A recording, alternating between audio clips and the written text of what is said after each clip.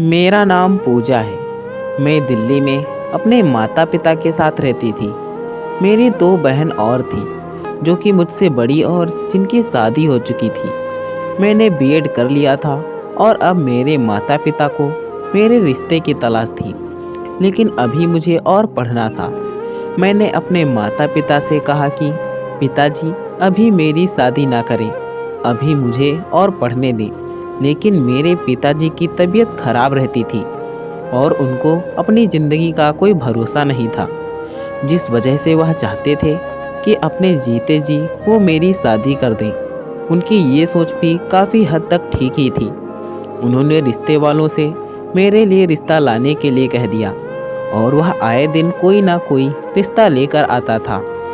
एक बार मेरी बड़ी बहन के घर से भी मेरा रिश्ता आया, लेकिन मेरा पिता को वो लोग लालची लगे, इसलिए मेरे पिता ने उसको मना कर दिया। मेरे पिता चाहते थे कि मेरी शादी एक बहुत अच्छे परिवार में हो, इसलिए वह काफ़ी जांच पड़ताल के बाद लोगों को घर बुलाते थे।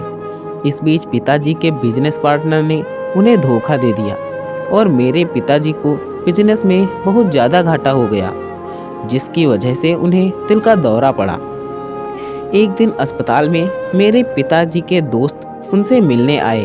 ना जाने उनमें क्या बात हुई कि अगले ही दिन मेरे पिता ने मेरे अपने दोस्त के बेटे से मेरा रिश्ता पक्का कर दिया। वो लोग अच्छे परिवार से थे। मेरे पति का नाम रवि था। वह एक अच्छा व्यक्ति था और मेरी अच्छी देखभाल करता था। हम अक्सर बाहर घूमने भी जाते थे। मेरी सास का व्यवहार भी मेरे प्रति अच्छा था। मेरी शादी को 2 महीने ही हुए थे और मेरे पिताजी की मृत्यु हो गई। मेरे ससुर ने मेरे पिता का सारा बिजनेस संभाल लिया था। इससे मुझे भी कोई आपत्ति नहीं थी, क्योंकि मुझे उन पर भरोसा था कि वे मेरे साथ व्यापार में धोखा नहीं करेंगे। जैसे जैसे दिन बीत गए, मैं अपने जीवन में बहुत खुश थी, लेकिन मुझे क्या पता था कि मेरी खुशी को किसी की नज़र लगने वाली है। अब मेरी शादी को 1 साल ही हुआ था कि मेरी सास ने बच्चों का अनुरोध शुरू कर दिया। कहने लगी कि तुम्हारी शादी को 1 साल हो गया है और अब तक तो तुम्हें खुशखबरी देनी चाहिए। मैं यह सुनकर हैरान रह गई और मैंने बोला कि ये सब तो ईश्वर का आशीर्वाद होता है, वो जब चाहे दे दे। खैर, ये सुनकर उस वक्त तो मेरी सास चुप हो गई, लेकिन दिन प्रतिदिन उसकी मांग बढ़ती गई और उसका व्यवहार मुझसे खराब होता गया।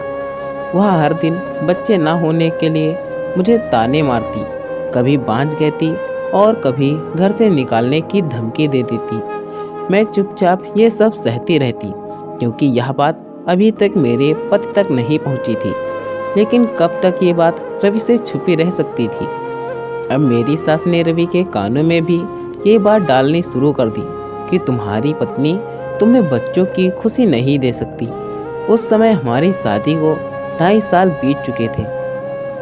शुरुआत में तो मेरा पति अपनी माँ की बातों में ही नहीं आता था, लेकिन अब मुझे लगने लगा था कि वह भी अब बाप बनना चाहता है। मैं बहुत ज़्यादा परेशान थी और मेरी सास तो दादी बनने का भूत सवार था।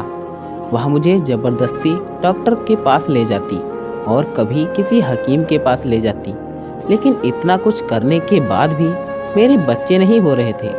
अब मैं रोज़ डॉक्टर और हकीम के पास जा जाकर परेशान हो गई थी, लेकिन फिर भी मैं ये सब चुपचाप करती रहती ताकि मेरा घर बचा रहे।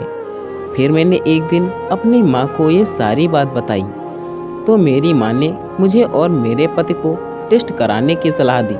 जब मैंने अपने पति को टेस्ट कराने के लिए कहा तो वह मुझसे नाराज़ हो गए और मुझ पर गुस्सा करने लगे। मैंने रवि को बहुत समझाया और वे डॉक्टर के पास जाने को तैयार हो गए। हमने टेस्ट कराए और हम घर आ गए। मैंने घर आकर ईश्वर से बहुत प्रार्थना की कि मुझे बच्चा हो जाए। मैंने सोचा सब ठीक हो जाएगा, आज नहीं तो कल मेरी भी सुनी जाएगी। मुझे नहीं पता था कि मेरे साथ क्या होने वाला है। मेरी सास को टेस्ट का परिणाम जानने की बहुत बेचैनी थी। 3 दिन बाद ही वह खुद अस्पताल जाकर मेरी रिपोर्ट ले आई। जैसे ही वह घर आई तो उसने मेरे मुंह पर रिपोर्ट मारी और कहा, देखो अपनी रिपोर्ट, तुम मेरे बेटे को पिता बनने का सुख नहीं दे सकती। तुम एक बांझ और बेकार औरत हो। मैं सदमे में डगमगा गई। मैं सचमुच में बांझ थी।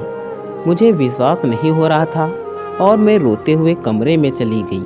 मेरी सास को अब मुझे और अधिक प्रताड़ित करने का मौका मिल गया था। मेरे पति ने भी अब मुझसे मुंह मोड़ लिया था। मेरी सास रवि का पुनर्विवाह और मुझे तलाक दिलाने की तैयारी करने लगी और उसने कुछ ही दिनों में लड़की भी ढूंढ ली। कम से कम मुझे अपने पति से ये उम्मीद नहीं थी। वह मुझसे बहुत प्यार करता था। वह अब ऐसा क्यों कर रहा था, मुझे कुछ समझ नहीं आ रहा था।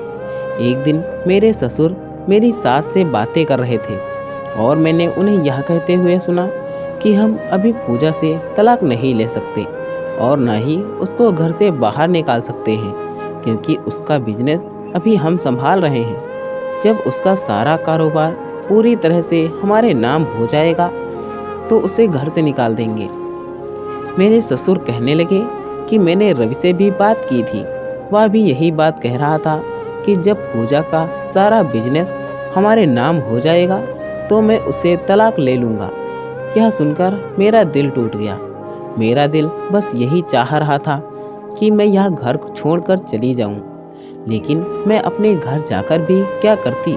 दूसरी शादी भी नहीं हो सकती थी क्योंकि मैं बांझ थी। जब मेरी माँ को मेरी पूरी स्थिति के बारे में पता चला तो उन्होंने भी मुझे वहीं रहने को कहा और कहने लगी, तुम्हें दुनिया स्वीकार नहीं करेगी, अब तुम्हारा जीना मरना वहीं है। इसलिए मैं चुप करके वहीं रहने लगी और मैंने धीरे धीरे अपने बिजनेस के बारे में जानकारी लेना शुरू कर दी।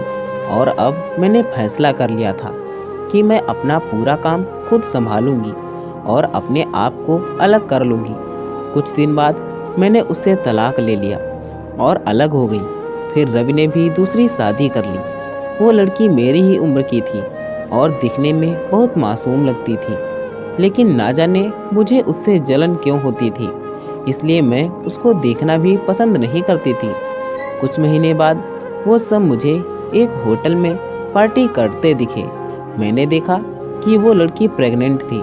शायद कुछ दिन बाद रवि बाप बनने वाला था, लेकिन सिर्फ नाम का, क्योंकि मैं रवि से अलग होने के बाद उसी डॉक्टर से मिली थी जहां मैंने और रवि ने टेस्ट कराए थे।